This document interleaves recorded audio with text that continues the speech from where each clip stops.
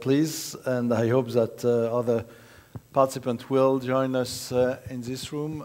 Sorry to be late. We had to face that the previous session, general previous session, was running late. We will have a shortened session, but still 1 hour and 15 minutes, hopefully. And then for the one present in Sofia, you will be able to go for some lunch before the second session this afternoon, who will be a follow-up of this one. I am Sébastien Bacholet from EuroDIG France and other organization, but that's enough for presentation. And I will not do presentation of each panelist because we are running out of time, but we will start by Marit Palovrita, and then we will go to remote presenters, Daniel Dardaillet, and then Lars Christensen, and then we will come back here with Manny Mohan and Christa de Castel, and we will be hopefully able to have time to discuss with the room and with your inputs and participation. May I ask you, Maria, to start and to give the first speech of this session? Yes. Thank you very much. Yes, so hello everybody. Our session today is called How to Facilitate Equal Access for All. And I think we have, we're going to be discussing various levels of access. So at the Internet Society, we are doing quite a bit of work on access. And we work from, I would say, 3 different angles. We work on the technical infrastructure, we work on human infrastructure, and we also work on the governance infrastructure. So you may know that EuroDIG, we promote the bottom-up processes, so we always make sure that we engage local community when we engage in technical projects. And from the technical infrastructure side, I would like to highlight perhaps a couple of examples how we promote access for all. And one such example is internet exchange points. And just a quick question, does everybody know what is an internet exchange point? Who knows? Yes, okay, no. So internet exchange point is part of the internet value access chain. So internet comes from submarine cables, and then it lands on land, and then each country has their local internet ecosystem, if you like. And finally, there is connectivity to the home in the last mile section. An internet exchange point is something in the what we call middle mile, so in the local domestic internet environment. And it's a physical point where all the ISPs and operators connect to each other and exchange traffic.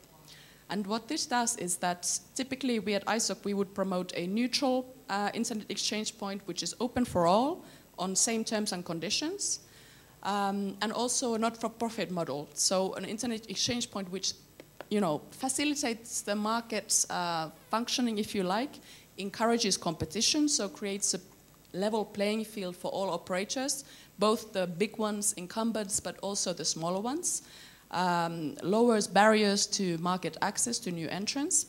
And also, what the internet exchange point does, quite importantly, is that it keeps the internet traffic local. So no longer does an operator have to connect to overseas to get content or services, but they get them locally. So the cost of connection goes down, and the whole consideration for the availability then becomes more interesting. So this is the supply side, if you like, the impact of the internet exchange point, but it also impacts the demand side or the adoption of the internet. So we all know that we have to work on the supply and then demand. So why do people use the internet? There needs to be local content, interesting content, available for all people, not only for people who speak English, who live in maybe urban areas, but also for people in the rural areas who perhaps don't speak English.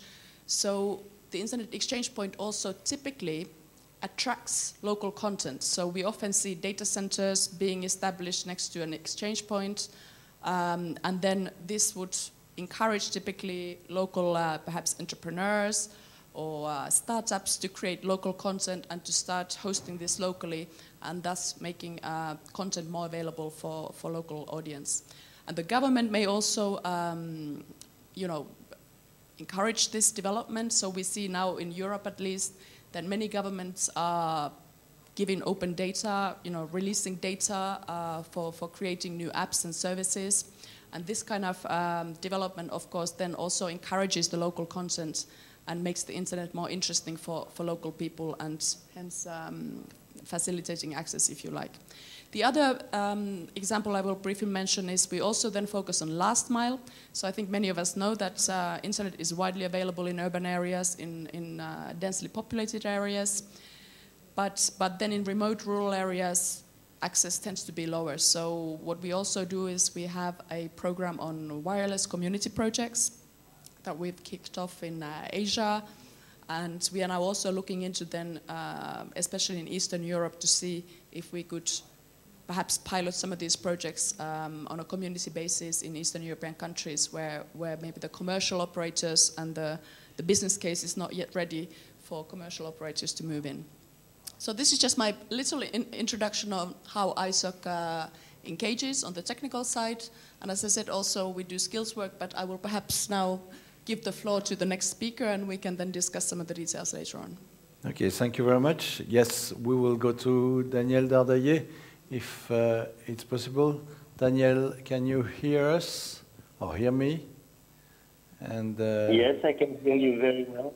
Okay, well, can you hear me? Yeah, we hear you very well too. Then we will show your presentation. Wait a second, the time it's coming on the screen, and then I will give you the floor. And when you want us to change the slide, you just tell us change, and it will be okay. Okay. Okay. So good morning, everybody, and I'm sorry not to be there. Plus, I don't have internet access, so you can see me on video, but I think that's okay. So I'm going to talk about accessibility as the semantic for web for people with disabilities. So it's, and in particular what we call web accessibility. So I'm going to describe what that is and also why it's important today to care about that, and what W3C has been doing, what guideline and resource are available, and what action you can do to after the presentation if you want to get more involved. The next slide is this agenda. Let me go right into the topic. So web accessibility is not just for the content that you see on the web to be accessible by people that are blind or deaf or cannot use their hands. It's also for the player, the browser that people use, and also for the authoring tool, the editor, which used to be a specific tool, but now they are, usually a web application like Facebook or Google where you can enter content. So all those components are described in this graphic on slide 4, where you see a pyramid of system where you have the content, which is the most important. It has to obey some guidelines that I'll talk about later. But the developer creating this content also have to use tools that are following a standard developed by W3C to create the content and allow people with disability to create the content.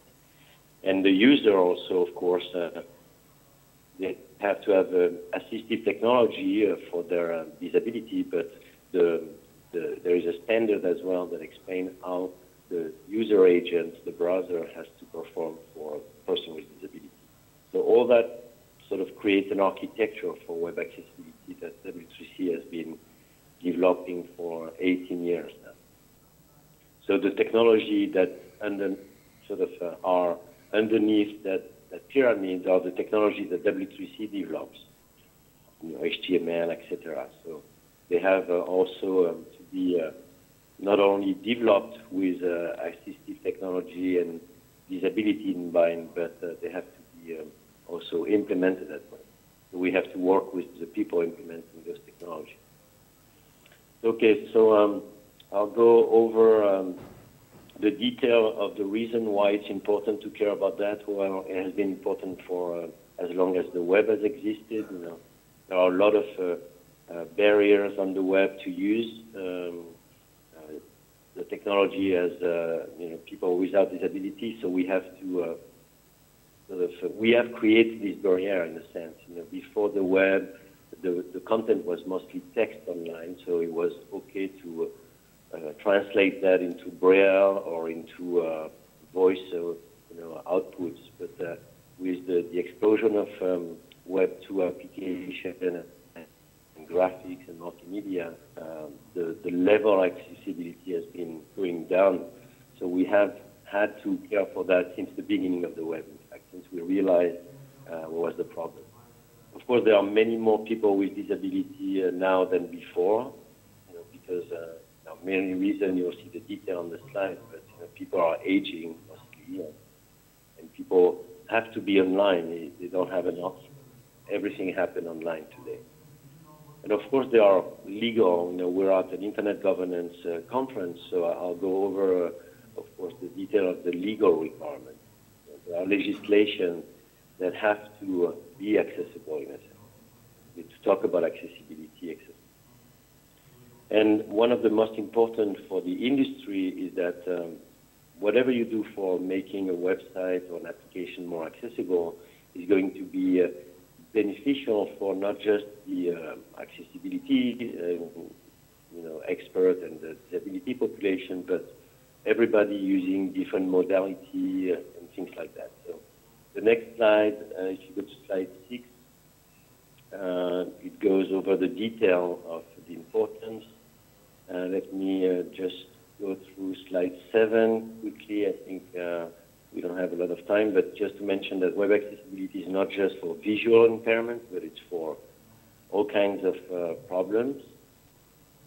Marketplace, slide 8, you can go over that in detail. The slides are available. So that's an important one. Slide 9, the contribution to universal design and to benefit for the non-disabled population. That's a fundamental criteria. If you look at the disability situation for non-online access, let's say the curb cuts in the road, on the sidewalk to cross the road, the statistics show that even though the legislation forced them to be present for people with disability, 90 or 80% of the views are for people without disability, just people carrying a luggage with people, or a mother with infant in carriage and things like that. So this is an important example, and we have the same situation online. If you make a page accessible, then it's going to have a lot of benefits carrying by these actions, And you can see all the detail. I'm not going to go over them, but one important thing, for instance, is that if you make your website with better semantics for people with disability, then the search engine as well will understand these semantics, because there is the standard, and we'll be able to better index your content. But there are many more. So the requirement section is important for governance. When we received 97, there were very few policy related to accessibility, but the European Commission was starting to be sensitive to that. They had requests of, sort of a guideline and directive for making websites accessible for the citizens that were sort of requiring that. So, but at that time there was no standard at all except for our guidelines. So the problem was then a political problem, because W3C is not an official standard organization and not if you want, a government mandate standard organization. So our standard, in a sense, even though everybody was using them, were not valid for use in procurement and for use in legislation in general. So it took us about 10 years or more to change the legislation in Europe. It happened in 2012 with the Parliament decisions to allow some of our standards to be used by legally, if you want, by government. But before that, it was a problem. So we got a good amount of funding at W3C to promote accessibility, to make it happen in a sense. So the Commission was really active with us during those past 20 years, I would say. So there are a lot of different requirements, and the list is growing. So there is a link on slide 10 to this sort of policy situation, but there are many more sites now tracking that. But at the beginning, it was only us. So just a couple of words on W3C. So it's a standard organization, even though it's not a de jure standard organization.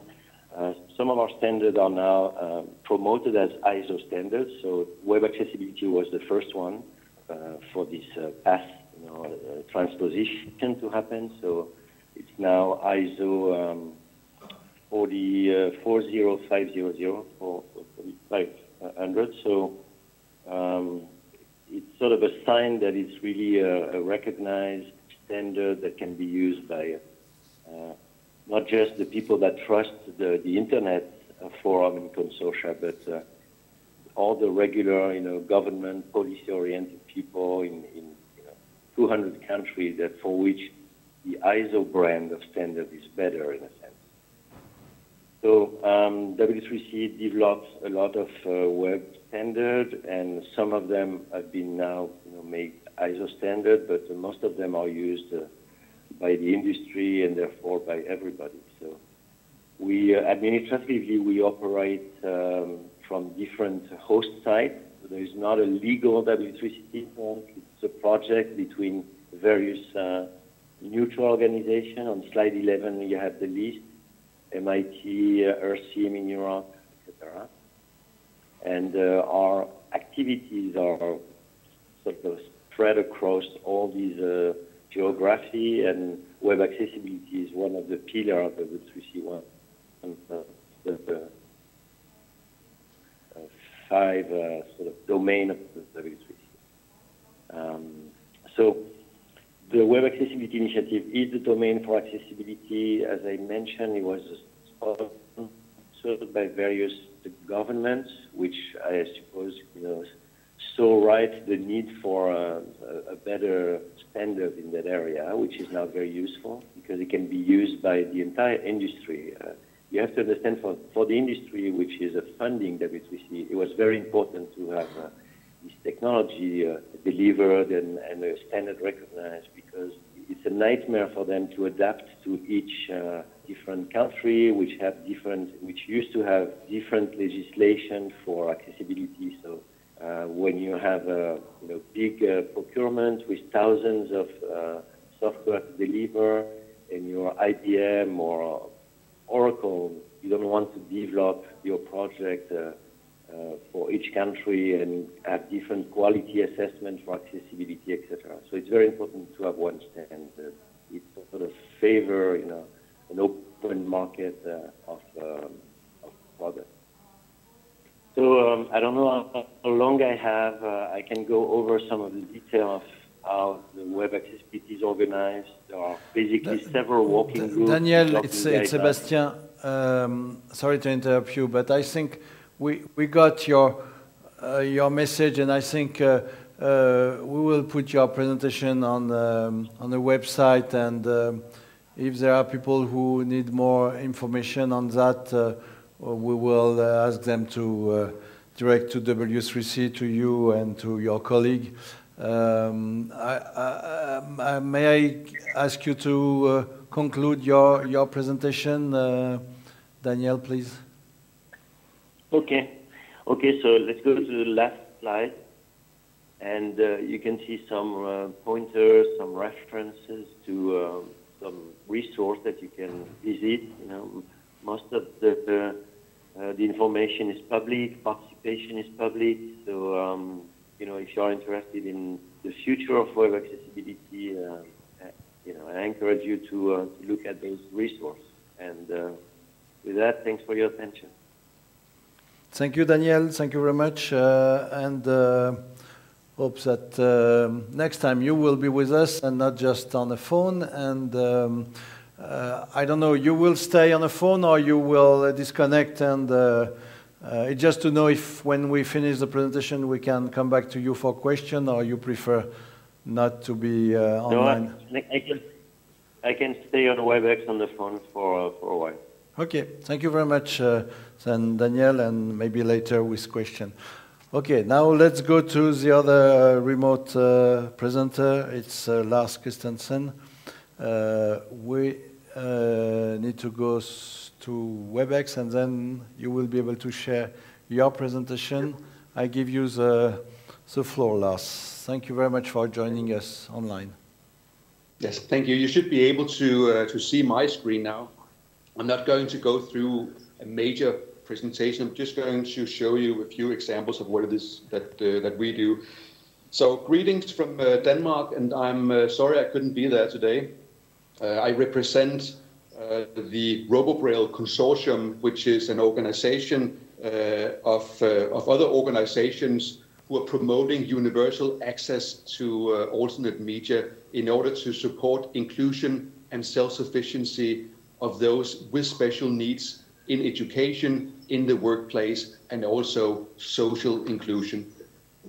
So if we look at our users, and the previous speakers touched upon it, if we look at users who are blind, then they will need material in Braille, they'll need material in audio formats, and they'll need tactile illustrations and so on. If we look at people who are partially sighted, then they will need enlarged print, they will need audio material. People who are dyslexic will need material in audio format. Poor language, people with poor language skills will also need material in alternate formats. And that is really what we're trying to do with the RoboBraille service. So let me show you what the RoboBraille service is. I'm now at the RoboBraille website, and since you are in Sofia, I put it up in the Bulgarian version. But I think I'm going to switch to English because otherwise I'm not going to understand what this is all about.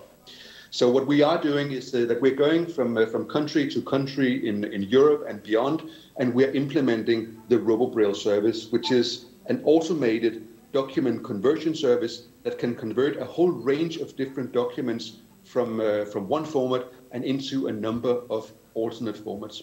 And at the moment, we can say that we have support for all the main European languages. We have support for some of the smaller European languages. We also have support for Russian, for Arabic, for American English, for Latin American Spanish. We even have support for Greenlandic in the service.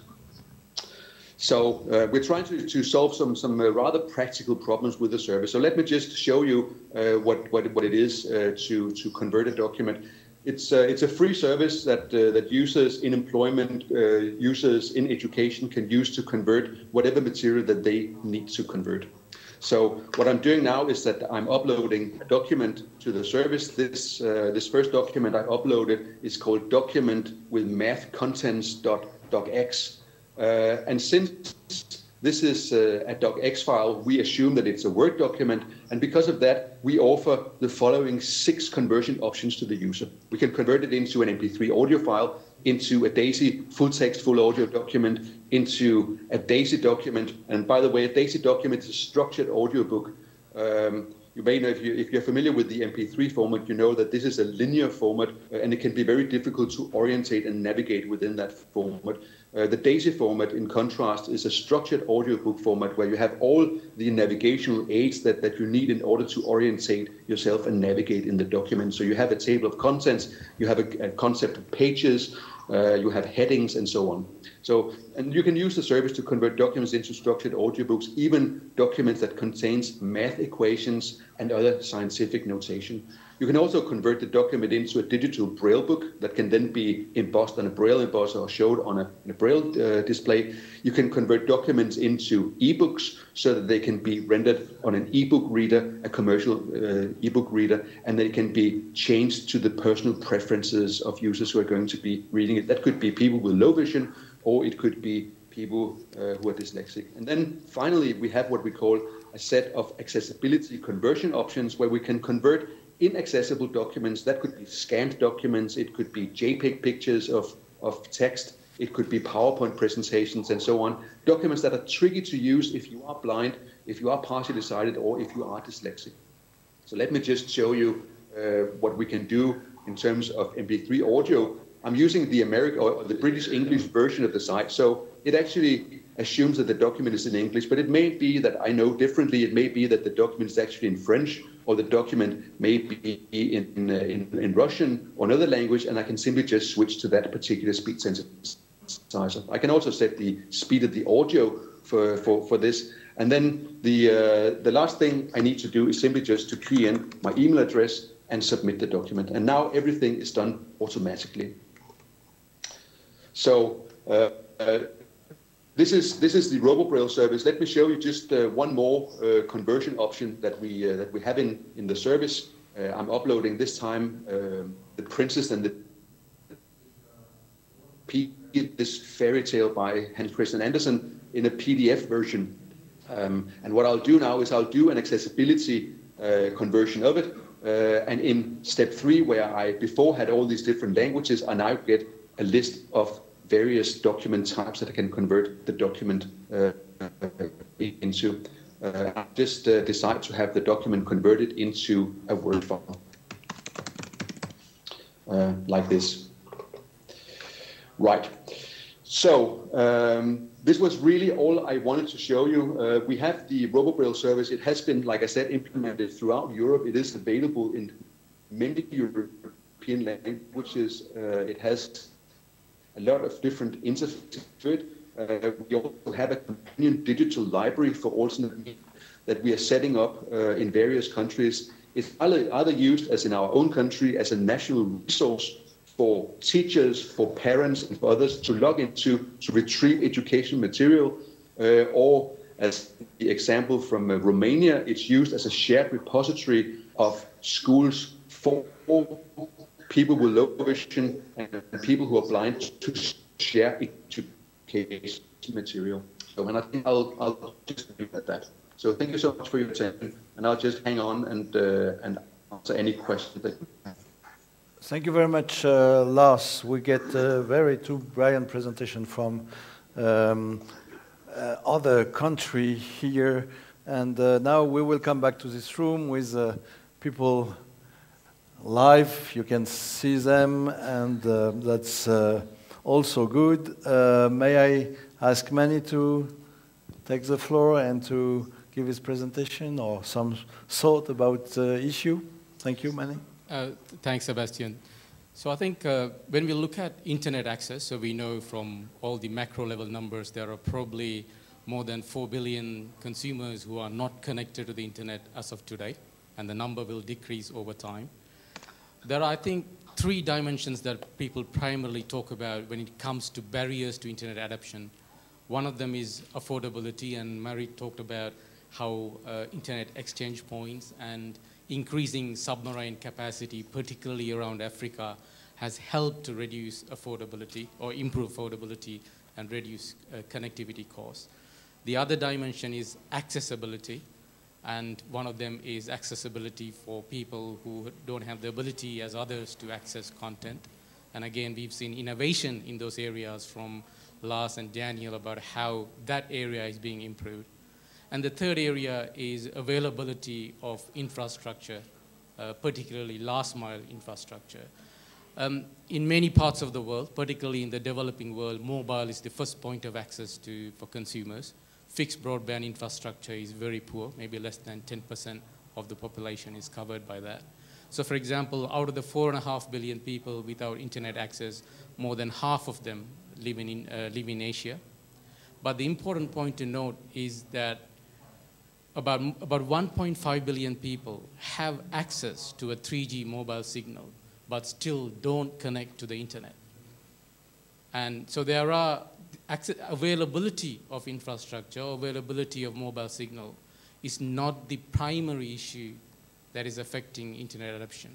Of course, affordability is an issue in many markets where the willingness to pay is a concern.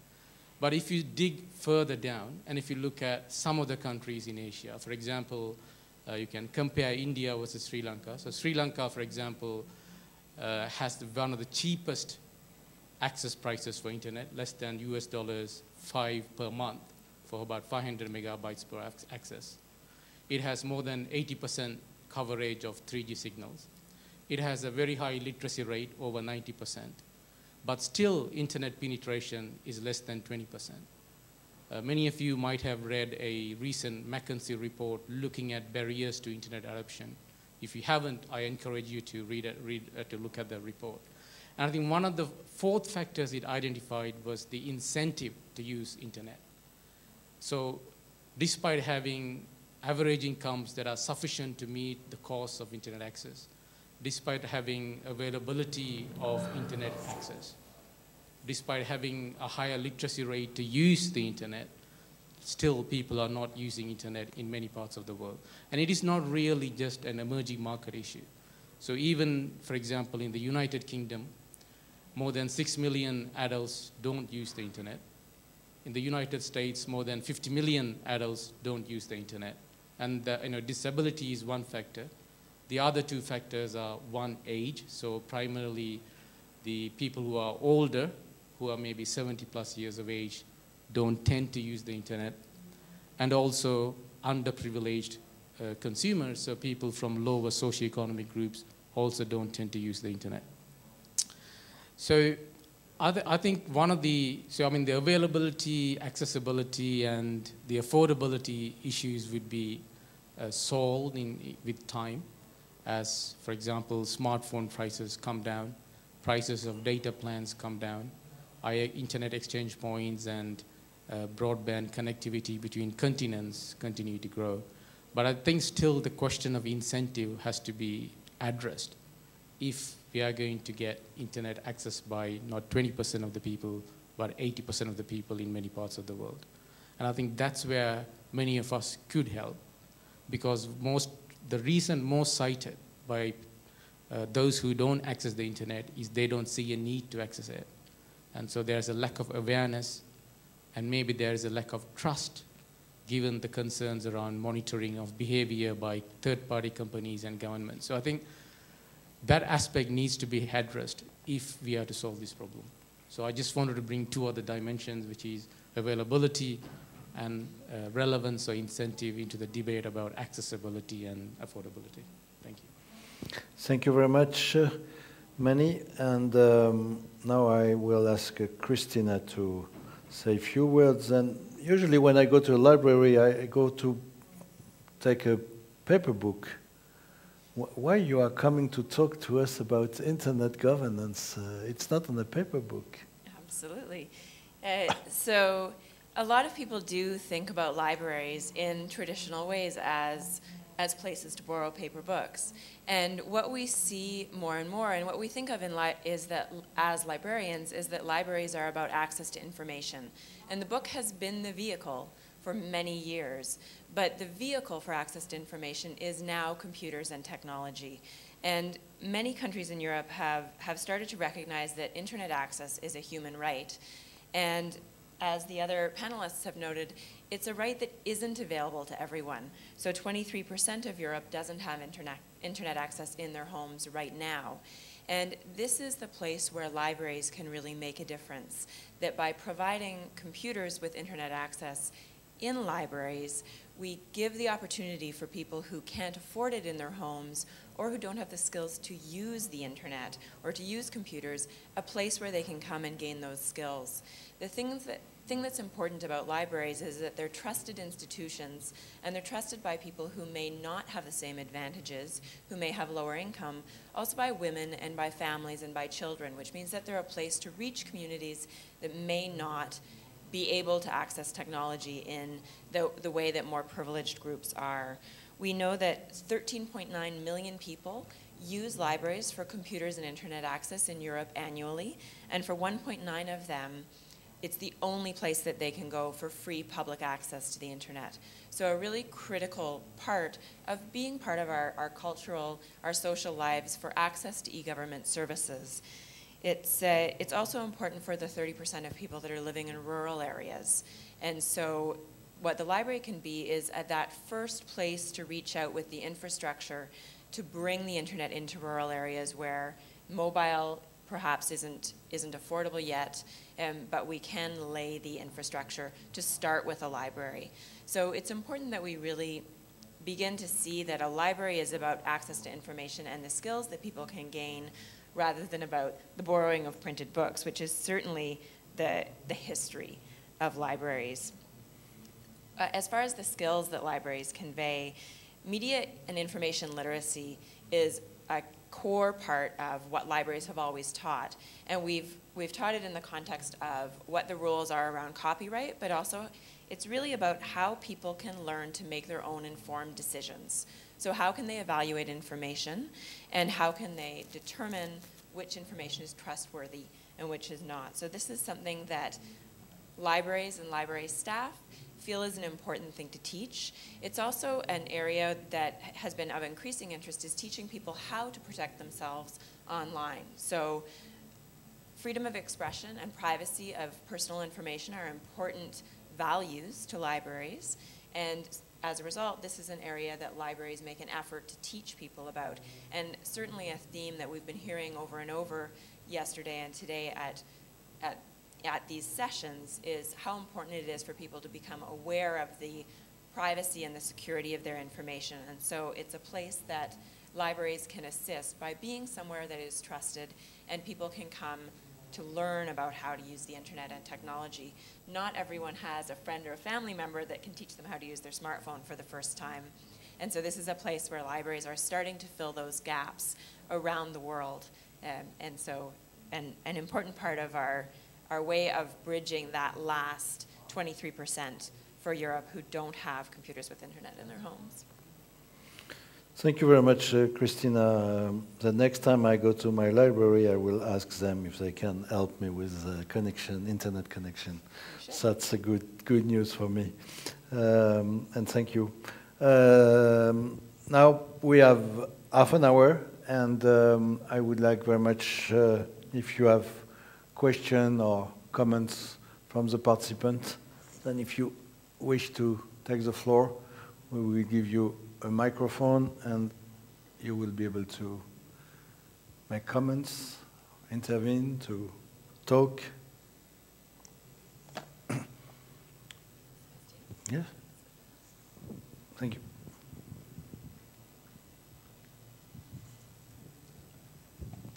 So what do libraries need?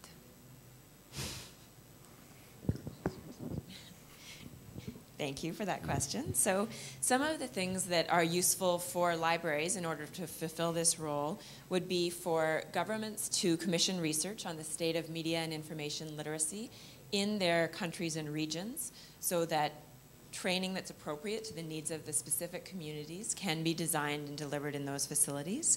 Another is to ensure that policy and legislation support sustainable libraries, so that funding is ensured for libraries, not just to create the buildings, but to keep the technology up to date. So that's an important thing. And then another option is to facilitate partnerships that ensure reduced or free internet access in libraries. So a place where particularly government or telecommunications companies can work with libraries in partnership to ensure that there is internet access for every member of the community. So those would be three ways that libraries can be helped by other organizations. Thank you. You want follow-up question? Okay, and if there are others who want to take the floor, please tell me. Maybe just additional question to the question I already asked. What are the main obstacles for libraries to achieve what they need to achieve, having in mind the current policy state?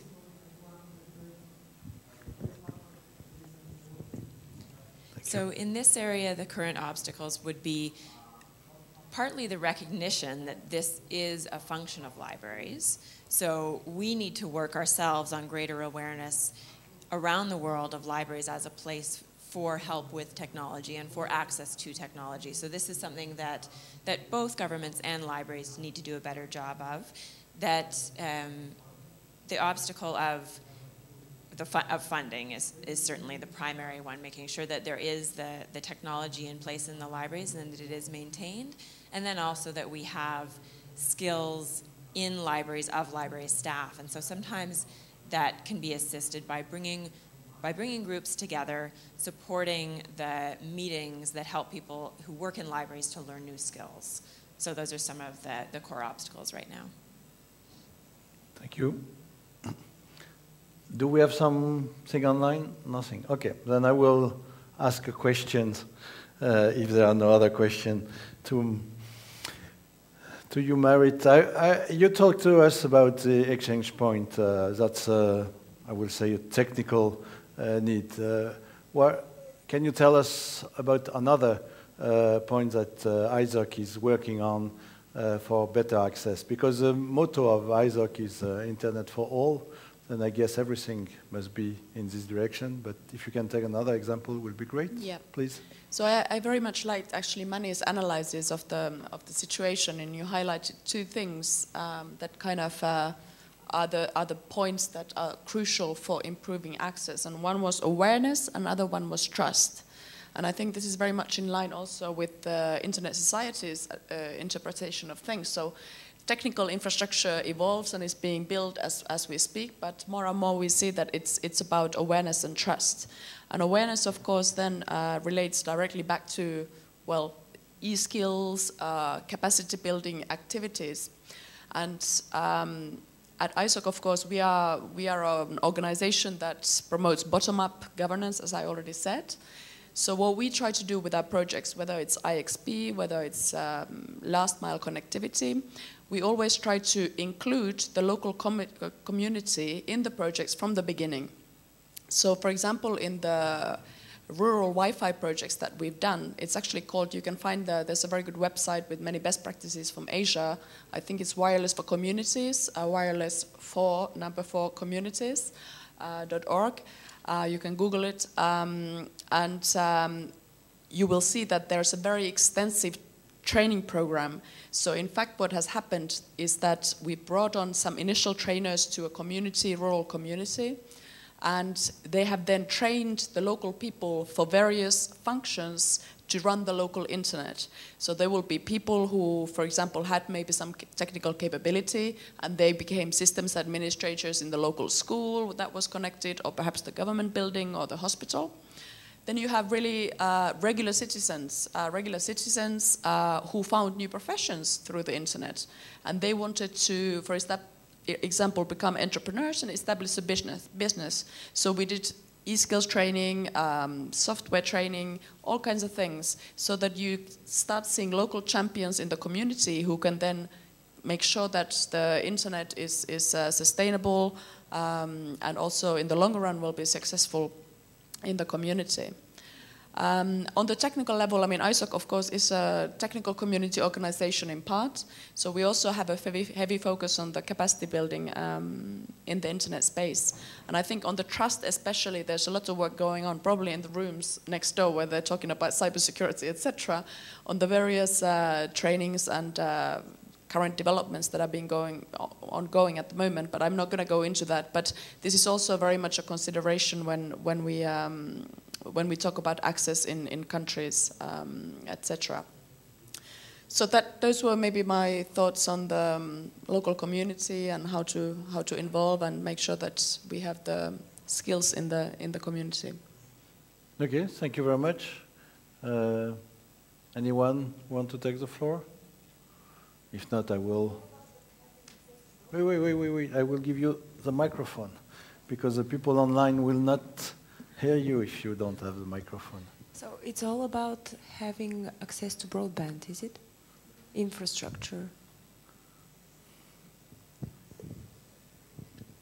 Well, as we said, it's not all about broadband is providing a basis. As we tried to say, I think I tried to explain it, Mani tried to explain it, that we often consider that there is the access side. So there needs to be infrastructure and broadband to have, of course, access. Or it could be mobility. Now there are various technology means to have access. So that is a basis. But the other side is then the skills, the demand for the internet. So how do we engage an individual in the countryside who perhaps is of a certain age to use the internet and to use it for e-government services, to be active in the community, to participate in the community. So I think these are the two sides of the coin. So what is the problem? The difficulty of having infrastructure, of making one happening, or is it afterwards? Well, I think we have different, of course, regions. We're here in Bulgaria, And I think Bulgaria, for example, it has a competitive telecoms market. It's fairly well connected. And what we see is that, well, GSMA represents, of course, operators. So where there's a business case for operators, private companies to go and build infrastructure, they will go and build it because they will have enough people to using it and they will get their money back. But then we have regions like the remote areas where there's no business case to build infrastructure simply because the upfront investment will be too large. And you will not be able to guarantee that you get your money back. And I think that's where the demand creation really becomes crucial. So raising awareness with the communities in the remote areas so that they can use the internet and they want to use the internet and they find the internet interesting. And this is where I think, you know, the ISOC's work as well comes to play. So raising awareness, trying to engage the local people to use the internet, whether it's becoming entrepreneurs, creating software with local startups, or perhaps, you know, agricultural community, they sell products and just start selling online, or things like that. I don't know if you want to add on to that, Mani. Yeah, so I think that, you know, there are two sides of the problem. One is the availability of infrastructure. So in most parts, urban and suburban operators will build it because there is a business case to make profits. And so at the moment, if you look around the world, on average, maybe more than 2/3 of the population is covered by a mobile broadband signal, meaning a 3G signal, and it will probably go up to about 90% over the next 4 or 5 years. But still, there will be 10% where there won't be a signal, so there's an issue to be tackled there. And then, of course, we have the question about even those who are covered. So, you know, if you want to use terminology such as the urban poor, whether they will be able to access the internet. So even if they have a signal, they are not accessing it. So that problem also needs to be tackled. So in terms of the last 10% that may not be covered, I mean, there are multiple solutions. So one of them is to build, you know, internet cafes or libraries or some kind of pooled infrastructure where consumers can come and use the internet. But of course, the sustainability of those models are, I mean, libraries, of course, have other functions. So they're able to provide a service and sustain themselves. But if you just provide internet access, so for example, internet cafes in many emerging markets, the business is going down because it's very difficult to sustain on a continuous basis. So there is a problem to be tackled. I don't think anyone has found a solution. I mean, even many European countries, there are areas where there is no coverage. And it's very difficult to create a business case to build coverage. So there needs to be some kind of government support to do it. And then the question is, where do you get the money to do it? Whether it is to support broadband connectivity to libraries or to provide broadband to a isolated population with low population density. And the question then is, you know, whether it comes from taxation or whether it comes from some other force. And that is, I think, a much more wider debate. And I think also in Bulgaria, I remember I was working here many years ago, and you had a very famous telecenter project. So Bulgaria was one of the first countries in Central and Eastern Europe that implemented telecenters across rural areas. But I tend to agree with you that unless there's any other function to a telecenter, then these projects tend to have a life cycle. And today, when you have mobile devices, much more mobile accessibility, these also become perhaps not redundant totally, but there needs to be a change in the thinking and what is the next step. And I think this is also a problem for governments now because, you know, maybe 5 years ago it was enough to put some EU funds and to establish some telecenters and hope that people go there and have access. But if this is not today attracting enough people, then how can the governments really incentivize, first of all, the infrastructure, but also then the demand creation? And I think, you know, regulation is a kind of course, cross-cutting thing, but we don't want governments to regulate too much. You know, that's skewing the markets and perhaps too much impacting the natural way. We've seen in Greece, for example, with the structural funds, what they did, okay, they used structural funds to build the infrastructure, but they also gave vouchers to citizens in rural areas, I mean, actual money vouchers to use the internet, because the citizen in a rural area was not otherwise, you know, didn't see the relevance, so they actually, with EU funding, gave vouchers for them to pay their monthly internet bills to try and attract internet users. But then I think here, you know, the question is again, well, is this the right way to do it? I mean, should we not try and find some more innovative ways to engage people in the internet, and should it not be based on the content and the services available, and you know, maybe content in local language as well? We cannot assume that everybody can read English and read, you know, newspapers in English. So I think that's also then the next question. So how can we engage government in a kind of more holistic internet ecosystem promotion beyond regulating or just putting money on projects that seem a bit too simplistic? Thank you. And go ahead, Christina, and then I would like to ask questions to our remote presenters, if you allow me. Absolutely. I wanted to comment on the population of the urban poor, or the people who have the opportunity to access the internet but don't choose to access the internet. And I think it's an interesting question for us. Why does this matter? So why does it matter if someone chooses not to access information through technology? And the reason that this matters now is because as time goes on, we're seeing categories of publication that are no longer available in print. So this will no doubt continue along this path. Areas where information changes very rapidly are areas where material is more likely to be published only in a digital format.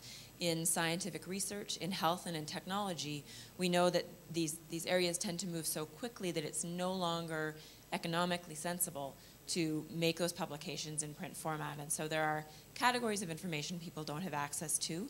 We also see an increase in government services that are available to people primarily through electronic means. And this means that people who are not choosing to access the internet have real barriers to getting access to government social services. So sometimes this is at the same time that the government offices are putting in computers for self-service access and perhaps reducing the number of people that are available to help.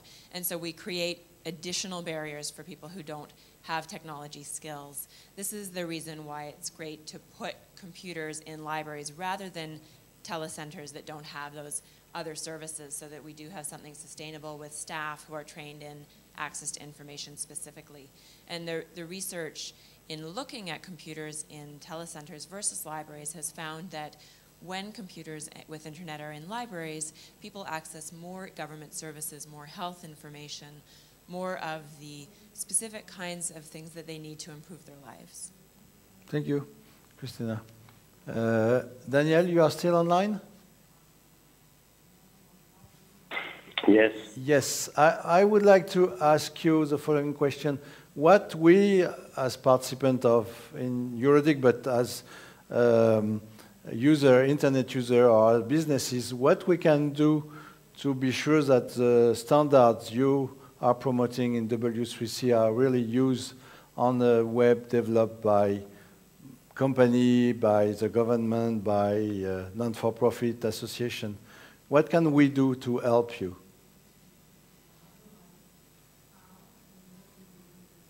Well, thanks for the question. But, it depends on the role you have in your life, in your organization. If you're a user, it's hard to find out without the proper knowledge that a website is inaccessible, because by principle, it shouldn't make a difference for the non-disabled user when you access a website that is accessible. You should not turn a website into a boring website because you want to make it accessible. So for the user, it's hard to see. You have to use specific tools that would sort of simulate the experience of a blind user or someone without a mouse, so without pointer on the screen. But now if you are someone writing web page, if you are not content, then of course you have to look at the standard that W3C has developed, and there are many tools, courses available, and as I said, it's a requirement if you want to be part of the larger industry and the government calls and things like that. So if you work for a policymaker, I think there is a general trend toward more accessibility in general and in legislation when it's needed. So The only thing that I would ask the policymaker is to support open standards, such as the Web Accessibility Initiative, but it comes with a system made of other open standards, of course, HTML and stylesheet and semantic web and linked data. All that is good for accessibility. So it's just, policymakers should pay more attention to the sort of the promotion and the evolution of open standards, because it's good for openness and for user and the market. Thank you, Daniel. Lars, hopefully you are still online with us. I was very impressed with your presentation, and why you don't change the name of your tool? It seems that it's a very good tool for everybody, for any users. Sometimes I need to change. I received a PDF. I want to make some changes, and I am not able to do it. And now that I know your tool, I may use it. What is the limit of the usage of your software, of your tool?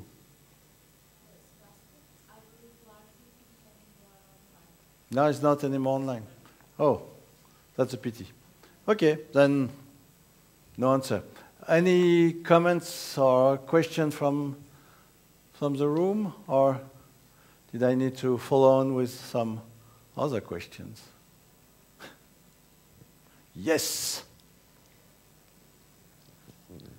Thank you. Hello. Thank you for the presentations. I wanted to ask about more details. How exactly do you involve the local community? And as well, do you use the help of volunteers? Because sometimes government organizations are not enough.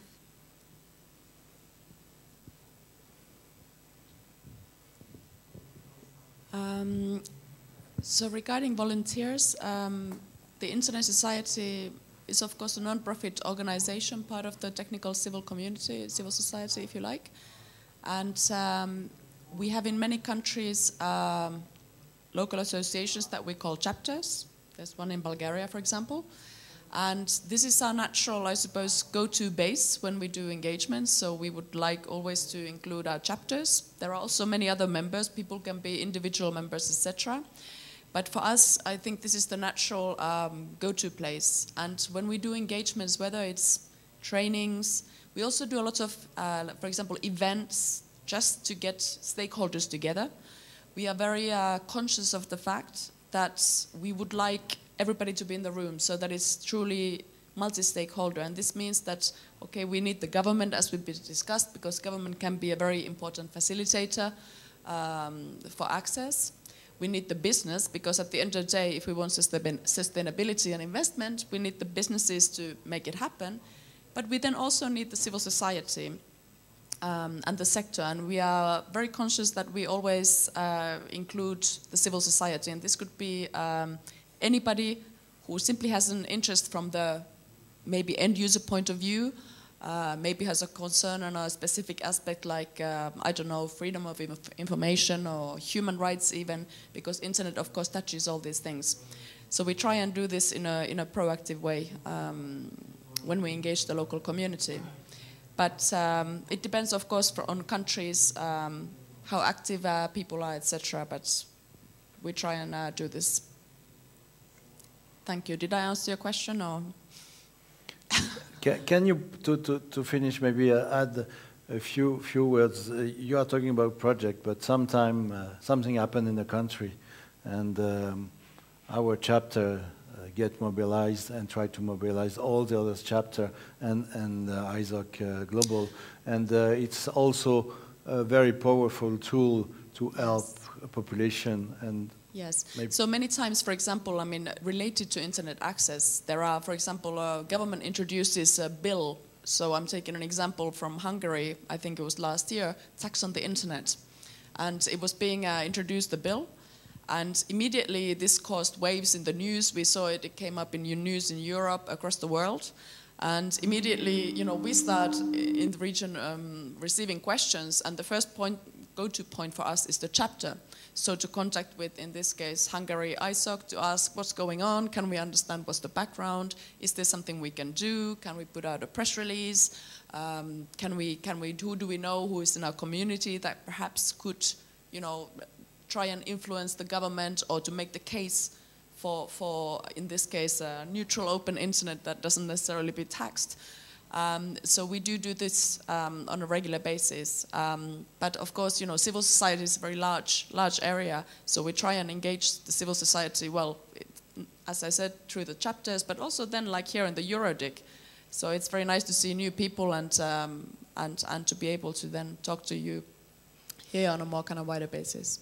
Yeah, and I wanted also to refer to the last earthquake where immediately the chapter in the country take a lead to provide tools to access to the internet and to help the rescue of a lot of people in the Himalaya area a few weeks ago, unfortunately, but it was the case in other places in the world. Then it's important to have a chapter in every country, because we need sometime, not for good reason, but always, no, not for good reason because it's happened something bad, but we need for good reason participation of local people, and it's important for, not just for governance issue, but yes, more globally.